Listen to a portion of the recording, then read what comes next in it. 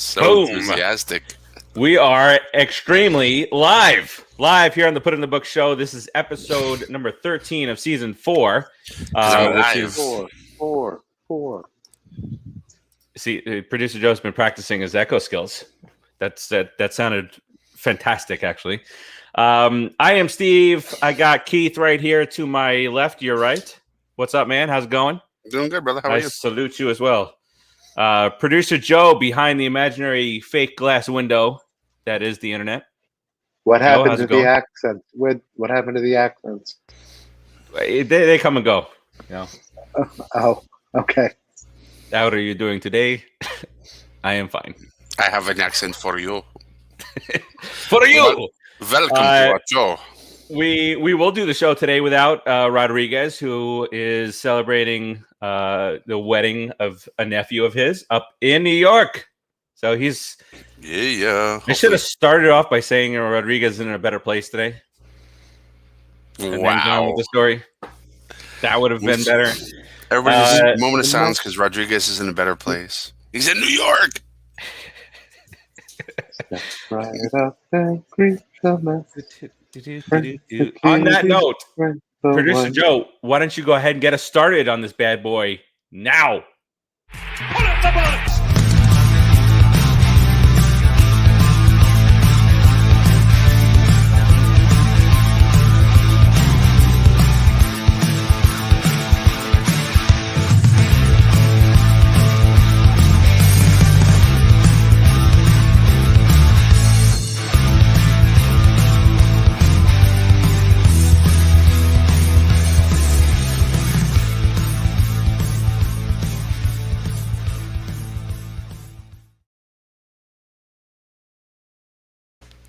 BrooklynWaterCoffeeRoasters.com. Do it. Look at that. I was going to steal thunder. Just go right into it. Take it away.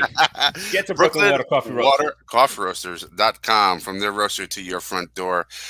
This show, every minute of the show, except for the part that's brought to you by Sterling's Paradise, is brought to you by BrooklynWaterCoffeeRoasters.com. Again, from their roaster to your front door. When they say that, they mean it. It is. I've actually been up to the place where they roast those beans for you, and they do small batch roasting. Delicious. The place smells amazing. When you order the coffee, within 24 hours of them roasting your order, it's shipped to you, so you get it as fresh as possible.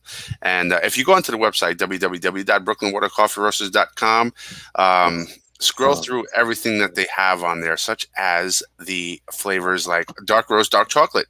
It's a delicious chocolatey dark roasted flavor coffee.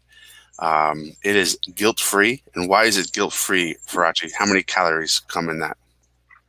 This is absolutely zero. Boom.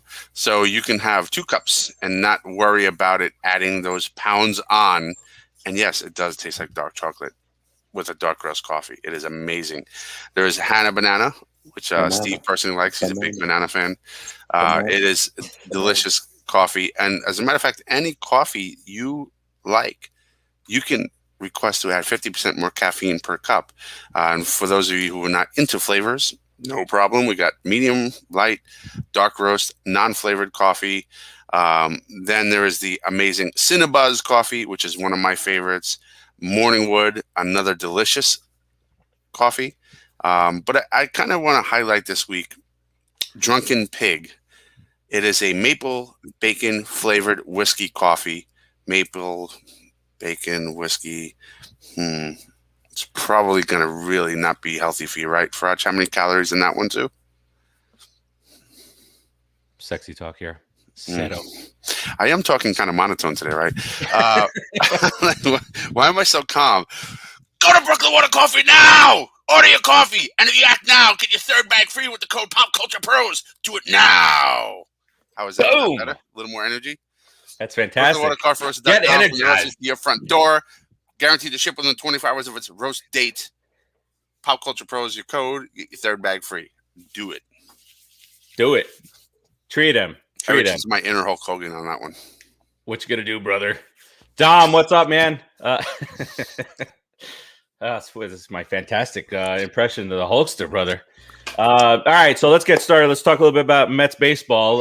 But before we get to exclusive Mets baseball, have you seen the story on the Royals today, Keith? Producer Joe, have you seen anything about it? Keith is on mute. No. Again. All right, so here's the deal. This is in a nutshell. Ryan Spader, who is an MLB insider, and again, we take all this with a grain of salt, take it for what it's worth, is now saying that the Royals were the first team with a full analytics and video department close to their dugout, doing so in 2015, their World Series championship year. How they used it, I'm unaware. Goes into talking about no wonder how the Royals were able to hit every single pitch that seemingly was thrown at them. Obviously, there is likely to be some due diligence done on this, but that's the story in a nutshell as of right now. They also talked about the New York Yankees having 3 cameras stationed in the outfield that focused on opposing players' grips rather than the catcher's sign. This explains Aaron Judge's performing better at home than on the road in 2018, 2019. The splits were big at home, 312, on the road, 256. Well, there was a lot of buzz around Yankees too, and them cheating. Buzz. And cameras out by the bullpen, and so that's not news. But the Royals, the Royals thing.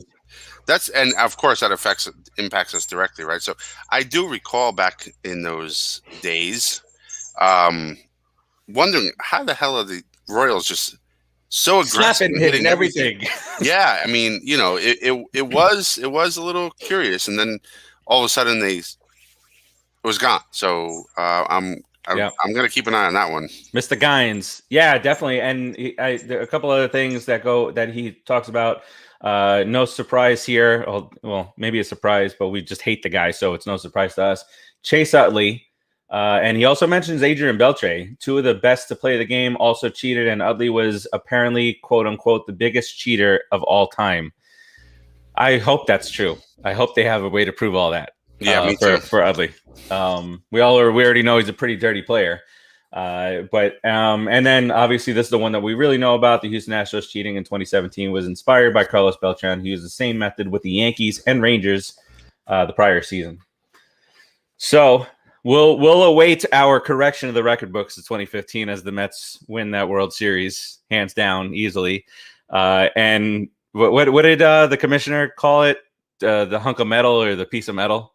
That time when they were talking about the Astros scandal and how it's only a piece of metal, the World Series trophy.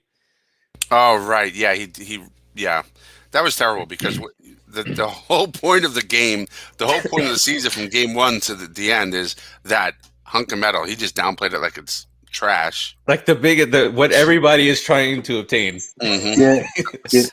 Yeah, Dick. Listen, I opened up the MLB app while you were talking about the Royals and the Yankees. I find it interesting that on the news page, the top 20 to 22 stories on here, none of what you said is on there. I find that very interesting. Yeah, very propaganda. interesting. Yeah, of course. We'll see if it develops. Yeah, and I mean, this is a guy with 65,000 followers. I don't know how. What his appetite for putting false stuff out there it is, and losing credibility. But we've seen it before. Guines, Steven Guines. We talked about the hunk of metal, which is what the commissioner of baseball called the World Series trophy a few years back when talking about the Astros and kind of like brushing off their whole cheating thing. And it was, a hunk of metal is what we're all trying to get. A hunk of burning metal. Yeah, Dom, I agree with you on that. For sure. Exactly, Dom. Get us that hunk of metal, baby. All right, Keith, let's talk about what has been this past week of Mets baseball. Wow, what a week. And it's been pretty damn good, right? So last we left, we were going into a series against the Padres, in which we ultimately took two or three, and really the third game was in hand. It was definitely a potential for us to win that game. But the bullpen had been taxed, and unfortunately, there was only a handful of arms available. Then we take the first two against the Cubs, and the one game that we all thought that we were gonna for sure lose was the Monday game. Peterson, Keith, what did you see out of Peterson this past Monday that we have not seen since maybe last year with him? I saw him locating pitches like he hasn't located since last year. The movement on his breaking stuff was powerful because he's not going to overpower you like a DeGrom, but when he gets that movement, he's placing those pitches precisely. He could throw you a 94 mile per hour fastball and make you swing and miss and fool you. He looked really good.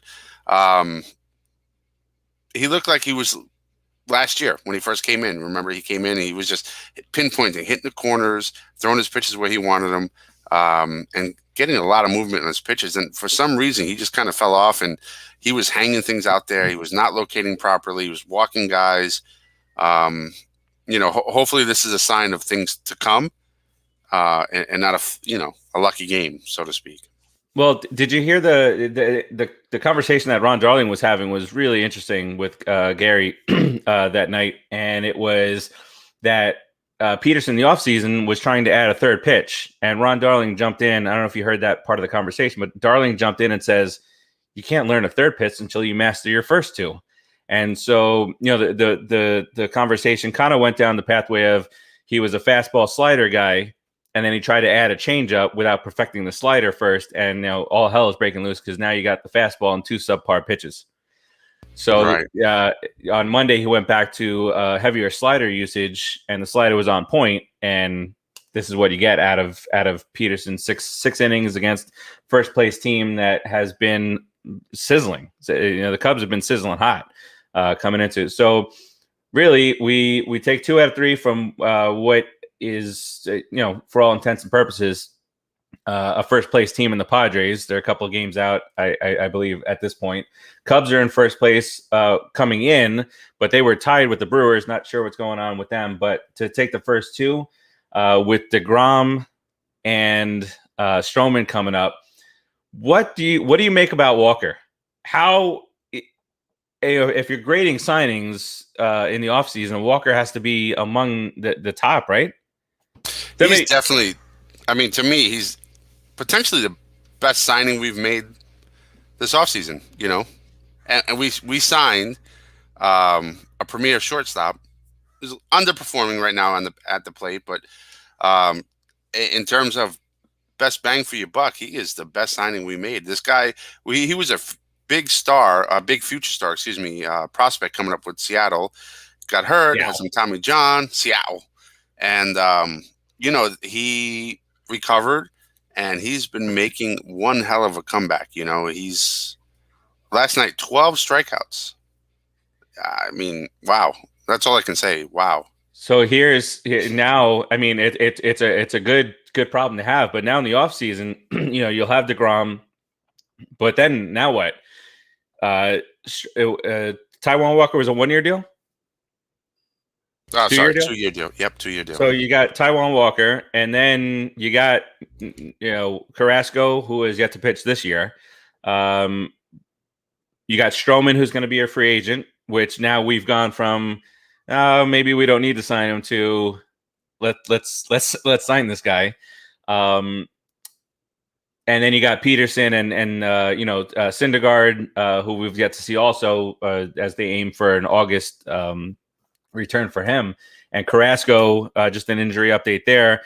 He's gone back to his throwing routine. He had stopped because of the shot that he took in the hammy. So it makes for an interesting discussion there. As producer Joe said, lock Walker up now. How much money is this guy willing to spend? And obviously he's willing to go over the luxury tax, right, Keith? Because he was going to do it for Bauer. Right. He wound up not doing that. But if you got to pay Stroman, you got to extend Conforto. Potentially lock Walker up based on do you do that based on one season? as good as he's been. I think so. And I would concentrate more on these Stroman guys right all now. need to choices need to be made here. Do you Conforto's been hurt? How does that complicate his contract negotiations? Noah Syndergaard, we talked about, he's probably going to have to take a 1-year deal, minimal deal, to prove himself, or a qualifying offer. I don't know what, if he's going to be one of those free agents with the qualifying offer, but much like Stroman did, Stroman accepted the qualifying offer and is showcasing his talents now. So, Keith, we could be looking at a $250 million payroll come next year. We can. And the guy behind you might be okay with it. He might be. First thing first, I would go. I would see what it's going to take to lock up Stroman. He's on his walk year. As much as I want Walker, he is walk year. He's got. We have another year under contract, right? There's a player option in 2023, which he probably won't take if he performs like he did next year. Coming off of injury, his first real full year, I would give him another year just to kind of see what he has. And see if this is the real Walker or what. But Stroman, to me, in terms of pitching, is priority. Second would be Noah, because he's another one on his walk year. Get him, a qualifying offer if that's what he comes to, or dirt cheap to prove yourself. Right now, and he's making 9 point something million this year to do nothing. So hopefully we can get a similar deal, 1 year, 10 years, and see what he does coming off of that surgery, and then do something from there. In 2022, after the 2022 season, it's going to be key also, because then you got Walker, you got Noah, and then you mentioned Conforto. That's also a tricky situation, right? Because he's not always injured, but he has been injured. His performance is peaks and valleys, a lot of peaks and valleys on his performance. Yes, a 60-game season last year, he was amazing, but he's not been able to consistently hold that kind of performance through an entire year, and sometimes stay healthy. So I think we should leverage that, and hopefully get a decent deal out of him and not overpay. I don't want to see him get Lindor money, right? But I would like to see Conforto stay. Yeah, for sure. Steven Gines, Rod is at he's up in New York. He's up in New York heading to his nephew's wedding. Gines says Scooter is an iffy talent. Yeah. Well, I mean he's above average as an outfielder. As you look at production around the league. In my opinion, I think he plays a great right field also. I think consistently he's above average fielder for sure, and probably somewhere between a 250 and 270 hitter, somewhere between 28 and 35 home runs, 80 to 100 RBIs. It's pretty damn good. But yeah, I mean, I'm not sure if he's elite. He's still at an age where he can become elite, but I think we should lock him up, and if he becomes elite, then he's ours. And nobody can have him. We'll see what the market dictates, my friend. We'll see what the market dictates. Yes, right. Because it dictated us out of that douche that went to Philadelphia, and now he's doing real well. But we're not going to talk about that. So successful homestand, obviously, so far at 4-1, and we'll talk about the upcoming schedule in just a few. Obviously, another thing that has been great for us, especially over the last month and a half or so, has been our defense, and it is just it's kind of like contagious, kind of like all over the place. That guys are playing great. Dom played spectacular last night. His birthday, and he made a couple of nice plays. And how about that relay throw home? That whole sequence of events, great throw by Guillorme. Who was in center field at the time? Was it McKinney? Might have been McKinney. Was it Mason? Could have been Mason also. Somebody. One of those two. To Guillorme, one hop throw to McCann, who made a great play at the plate. Don't know what the runner was thinking, but I'm glad Marisnik and the third base coach allowed for that to happen last night in the ninth. I have to be honest. So Lindor, and as much as everybody complains about him, I do too, because at the plate, he has been really frustrating Met fans, Well, including me. But but are we speaking about the past or now? Because he's raised his average 45 points. he's So, better now. he's No, but about he's better three. now. I'm talking in Yeah. a whole picture.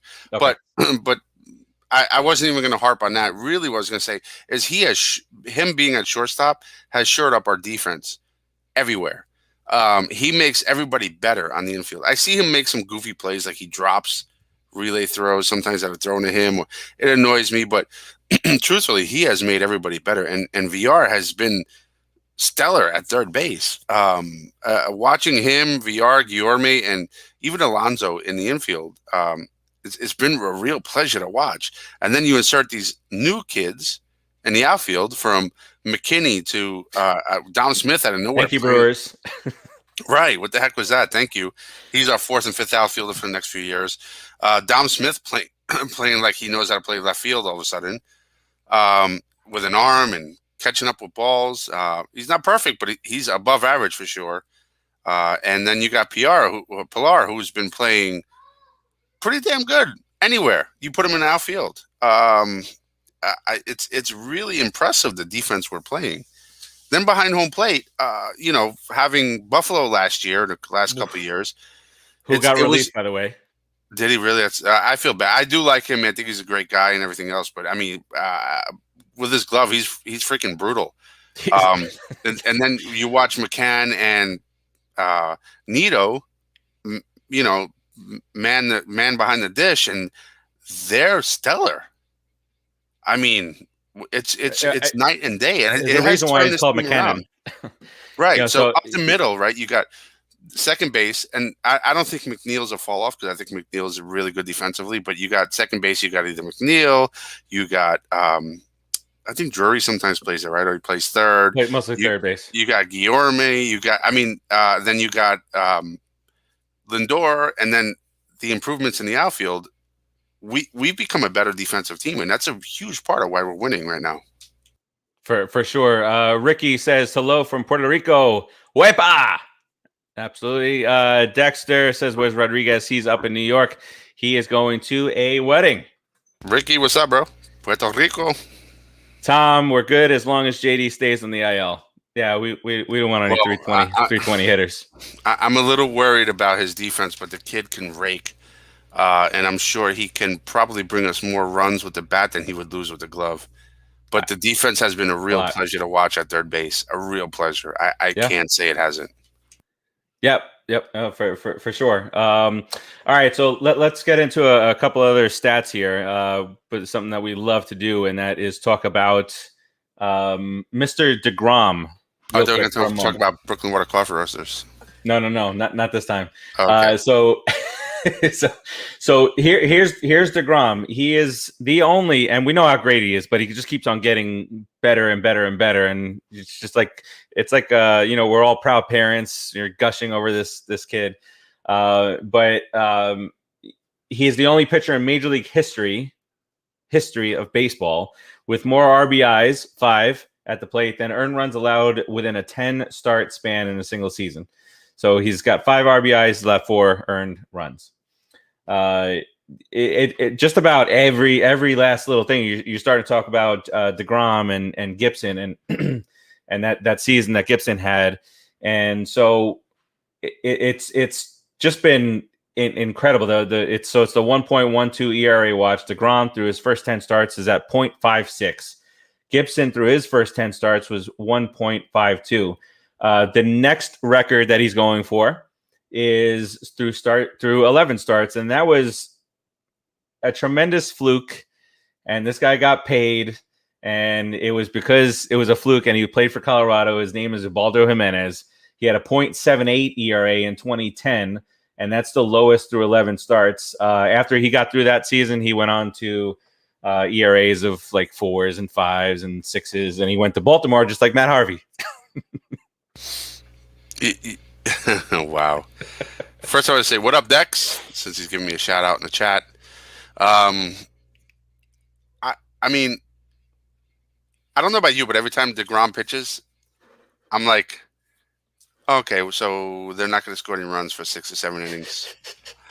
It's just it's like automatic, And anytime he gives up like a hit or two, I'm like shocked. And then I watch I'm somebody, stunned. yeah, and then I watch somebody like Stroman, who's a great, one of the best pitchers in baseball right now. And he's in the second inning with 2 runners on and no outs. I'm like, this guy sucks. And I'm like, no, he doesn't. He's actually amazing. I just watched DeGrom last night.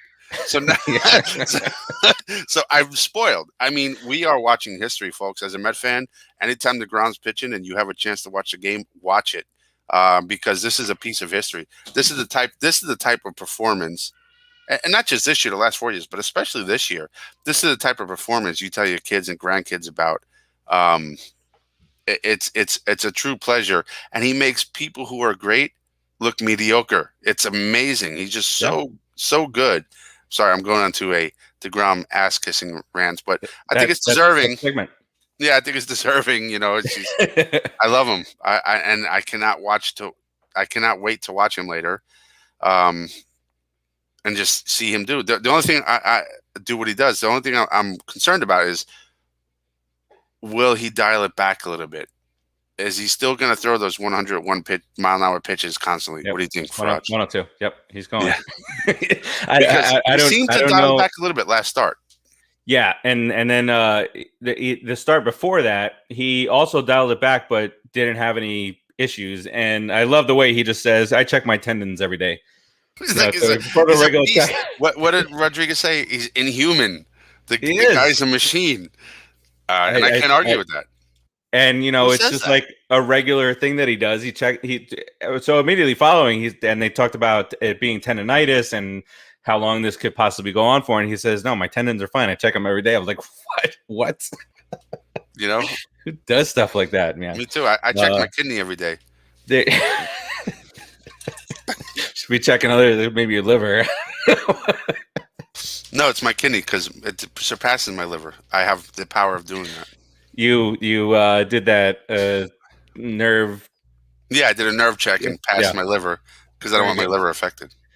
Very good job. All right, so Guyan says Baltimore is MLB graveyard. It seems to be. I mean, Chris Davis went. What was he? 1 for 71 across X amount of time, and he had a massive contract, $35 million. I like Tom's comment. Let's Brad, I didn't see it. I think our guys get caught up in a moment, are amazed as talent lose focus at the plate. Tom, I don't think it's just our guys. I think it's the other team too. I think they're blown away by how good this guy is, and I think they go up there with a plan, and and DeGrom just overpowers them and makes their plan irrelevant. Basically, just like the other teams. All right, so look, it is DeGrom night.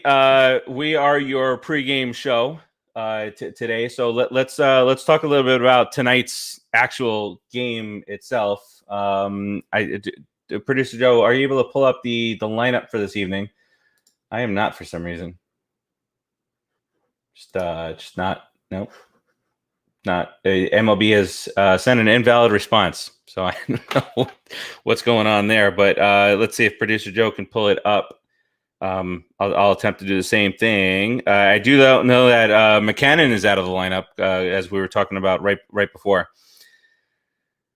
we started here. All right, so here we are. All right, so you got it. Okay, you got it. Yeah, VR leading off at third base, Lindor at shortstop, Dom Smith batting third at left field, Pete Alonso. Hey, look, Dom had been struggling. They popped him into the 3-hole right in front of Pete Alonso. We've talked about the impact that Pete Alonso can have on guys, protecting guys ahead of him. So he's batting fourth at first base. Billy McKinney in right field. Hold on, real quick, Dom comment. Sure. How about him ripping that fence up on that catch last night, baby? Oh, hell yeah. Anyway, yes, go ahead. Sorry, bro. Had to throw that in there because Dom deserved it. You're all good. So McKinney in right, batting fifth. Pilar batting sixth in center field. Guillorme gets another start at second base. Why not? Tomas Nido. We'll see. We'll see if he's got a surge in there. I hate to say it. If the two are linked, him and Lindor, as Rodriguez has said, I'm going with Lindor. give me Nito. Just do your thing. Catch a good game. Call a good game, and be done with it. And you've heard it here first. Stephen Gines has made a bold prediction that Mr. Cy Grom, which after this year we can call Trigrom, we might be able to swing an MVP thing in there. But he says that Jake is going to hit a home run tonight. So I feel as though we can all take it to the bank, take it to Vegas, and put a solid 20 on Jacob deGrom hit a home run tonight. I'm getting a call from work. What? You are at work right now. That's what you're at. I am at pleasure. Producer Joe, is MLB not providing any services right now? Is that what's going on? No. I actually got the starting lineup, but you already ran through it. What do you want? Probables or? Yeah, let's talk about tomorrow, tonight's and tomorrow's game. Who's pitching for the Cubbies tonight? It had to be TBD. Robert Stock. Oh, Robert Stock. Yes, Robert Stock. That's fantastic right there. So it had been TBD, which goes into DeGrom's favor there. I mean, DeGrom is always favored, but a TBD even better. This guy's got no major league record this year, so either he's a rookie or which is not good for us. Cubs debut. Yeah, exactly. He's a rookie. I got He's gonna shut us down. Poor DeGrom, man. You know, at the beginning of the season, Rodriguez talked about how DeGrom is always going to have to face the best pitcher from the other team. Well, I'd rather that than him face a rookie because of our issues here with rookies. So it says Stock will make his Cubs debut. 0-3 for AAA with a 4.12 ERA. Oh, he's 31 years old. So he's pitched for the Padres and the Red Sox. But his Cubs debut is against Jacob deGrom, which is not gonna end well for him. And then tomorrow, as we go for the sweep, Kyle Hendricks pitches for the Cubs and Marcus Stroman for the Mets. 6-4, 2.33 ERA for Stroman, who has just been fantastic. And I've not heard any rumblings on the Facebook groups. Keith, have you, about Stroman and his attitude and just pitch and that kind of stuff? Have you heard any of that recently? I have not. And even when he's not doing great, I love his attitude. And screw all you can complain about it. I love his strut around the backside of the mound. He's a young kid. He's talented. He works hard at maintaining his talent. And honestly, screw anybody that has an issue with that. Boom. Exactly what Keith just said. Tom Boulette says some guy named Stock. Yes. They don't even have a picture of him. They just have a picture of Wrigley Field. Come on, guys. Get it together. Kyle Hendricks is 8-4, 4.46 ERA. Pitched well against St. Louis, but I feel like that's happening every time out for anybody who's facing St. Louis these days. They're mired in a pretty big slump. Giving up 19 home runs, so Pete's going to have a good time tomorrow. Maybe we can break out the power. Then we've got a 5-game set against the Nationals. There's a doubleheader somewhere around there. Is that this series that there's a doubleheader? Yes. I know we have 3 within like 5 or 6 days. So sure it's this series. Okay, so Joey Lucchesi, who is pitching like he wants to stay in a rotation, over the last few starts, I heard a story today during an interview that he is. It's kind of like a lefty-lefty matchup where if you have a first baseman who's not doing well against lefties, should you put him in there or should you hold him out? Confidence, let him get in there, work out those issues. And they're talking about how Lucchesi is trying to say, "Hey, give me a shot at the lineup a third time around." Now, as good as Lucchesi's been over his last several starts, over his last 4 starts, 1.56.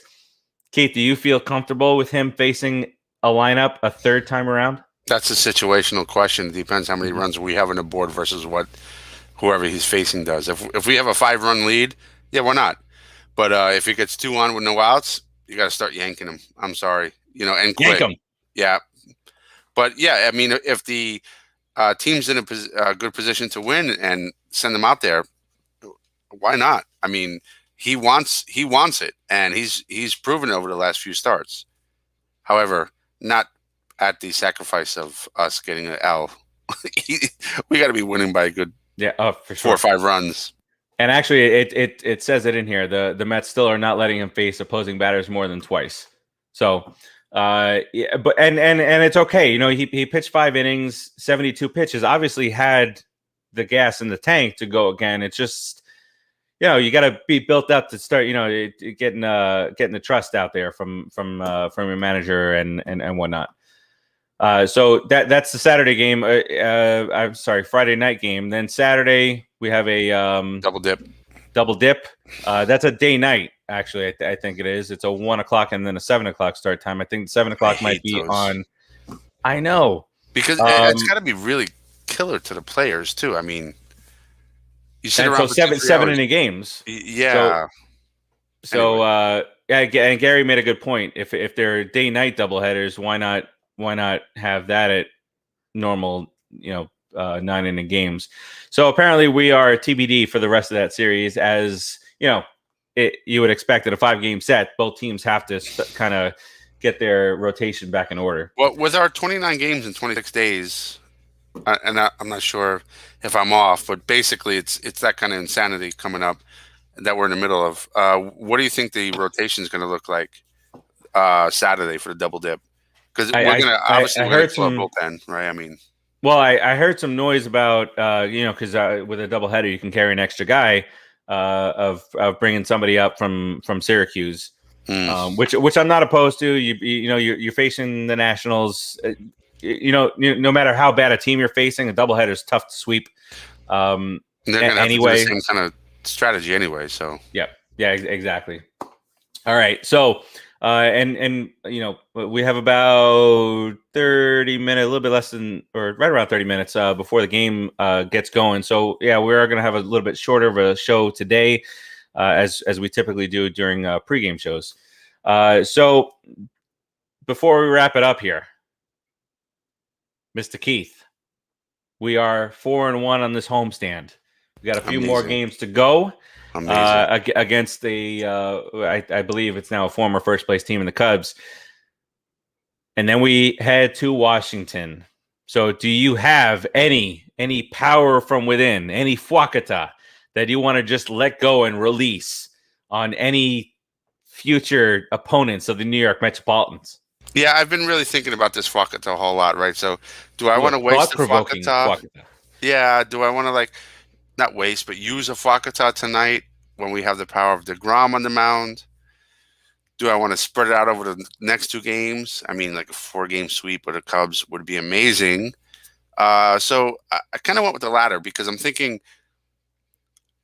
I will fuakata the second half of tonight's game and tomorrow's full game against the Cubs because I think DeGrom's going to hold us down. But once our bullpen comes in, which I do trust a lot more than I've ever have in the last, I can't tell you how many years, I just want to fuakata the Cubs past DeGrom's outing tonight. And I want to fuakata them for the entire game tomorrow. So Chicago Cubs, fuakata bitches. Boom. Boom. We're going for a 4-game sweep. Woo! And that's what I got to say. Listen, 4 games against the first place Cubs at home. Look out, MLB, because the New York Metropolitans are coming your way, baby. Woo! Oh, but by the way, I said former first place team because they were tied going in, but somehow after losing 2 games to the Mets, they gained a half game on Milwaukee. So, so they are still in first place, a half game up. That division is really tightly wound. Cubs, no, the Cubs are Brewers, a good team. I'll be Reds, honest. I mean, and Cardinals, 3.5 out separate all 3 of them. And maybe because I'm a Met fan and I'm very skeptical of my own team because of being a Met fan, I'm very impressed about the way we're playing against teams like San Diego and the Cubs. The Cubs are a good team. Their lineup is no joke. We've been dominating them and getting on top of them, but they are a good team. So do not take them lightly. Taking 4 games from them will be tough, but we are in a position to do it. And we are the New York Mets. And that other finger that should come up there to you, Chicago, Woo! And I'd be remiss if I didn't mention the fact that Keith just said we've been dominating, we stay on top. So really good job by you there, Keith. How about a little swelling in the groin? Before we head on out, let's talk about Sterling's Paradise real quick. Look as I admire the Mets' 5-game lead over the Philadelphia Phillies. Let's talk about Sterling's Paradise. They are located down here in South Florida in Margate. They're located at 360 State Road 7 in Margate. Like I said, 754-205-2637 is the phone number.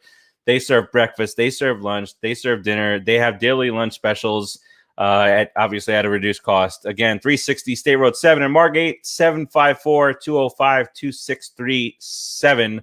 Head on out there. Authentic Haitian food, just fantastic. Just family delicious owned and served with love. Always served with love, and they definitely take care of their customers.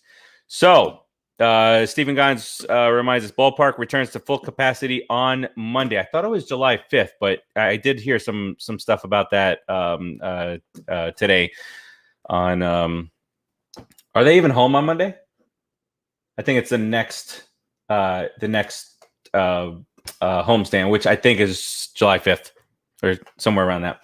So that'll do it for us. We're going to put a big old blue and orange ribbon on this bad boy. Quick question, if you don't mind. I want your prediction. How many innings do you think DeGrom's throwing tonight? 112. How many innings and how many Ks? Just a quick. How many innings, how many Ks? I say they're conservative with him because that's what they were before the last start. I want him to go 7, but I think he's going to go 6, and he's going to have 11 strikeouts. I think he's going to do 7-11 right on the dot. Oh, we're pretty close. Joe, what do you got? How many innings, how many strikeouts? You got Tom saying 7, Gines 7 and 12. What do you think, Rodrigo? So sorry. 6 and 10. 6 and 10. I like it. Respectable. I love it. How many runs? Respectable. The big old goose egg, baby. Oh, that ERA drops into the 0.4s tonight. It's tough to move the needle when you that low. Sorry, I just had to throw it out there. Go ahead, Raj. You give up 1 run and your ERA is going to rise. The day DeGrom gives up another run, I'm going to be heartbroken. It's going to be like it's so awkward. Somebody stole my dog and my wife in the same motion. It's going to be terrible. All right. So that will wrap it up for us. We appreciate you watching. Next week we'll be back. I think we actually have an off day next Thursday. That's one of those. Even though we're playing so many games in X amount of days, there are 3 double headers in there, so there is actually one off day. Within the next couple weeks. So we'll talk to you guys next week. Obviously, we'll keep you posted on anything going on with the Mets in our group, and we'll be watching very closely tonight as DeGrominates against the Chicago Cubs. Closing remarks. Let's hit it, Keith. What you got? You guys. All you ever watching, will watch, and have watched. Let's go Mets. Enjoy the ride because I sure as hell am. Even when we lost Sunday, I was so upset because we could have won that game. But I was able to watch the news the next morning because you're able to still enjoy life. I was still able to enjoy life. And those of you who watch the show know that most of us, and I'm sure you share sentiments, some of you, if the Mets lose, I have to media blackout and not pay attention to anything. And it's unfortunate. I do fantasy, and right now I'm going up against this guy. But I have to pay attention in that facet, but every other facet is done. So I'm really enjoying this ride. I'm enjoying this team, and let's go Mets. Let's do it. Producer Joe, any parting words of wisdom? Look forward to the full capacity stadiums. Yeah, man. It was already city was already rocking at partial capacity, so that's going to be fun. Be nice to go into the All-Star break in or close to first place with the replaced Mets. It's an exciting year. Let's go Mets.